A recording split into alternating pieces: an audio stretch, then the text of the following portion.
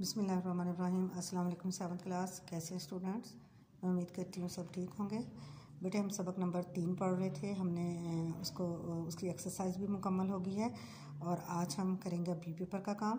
ख़त होगा, चचा के नाम ख़त है, सालगिरह पर मुबारकबाद के लिए सबसे पहले लिखेंगे कमरा इम्तिहान और तारीख़ लिखी जाएगी। फिर जिसके नाम ख़त है, चचा जान के नाम है, तो हम लिखेंगे प्यारे चचा जान और फिर ये निशान डालेंगे और इसके बाद है अस्सलाम वालेकुम उनको बोलेंगे और ये निदाइया जुमला होगा, निदाइया जुमले का निशान होगा।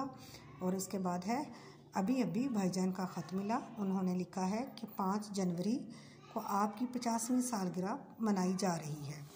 इस मुबारक तकरीब पर मेरी तरफ़ से दिली मुबारकबाद कबूल फरमाएं।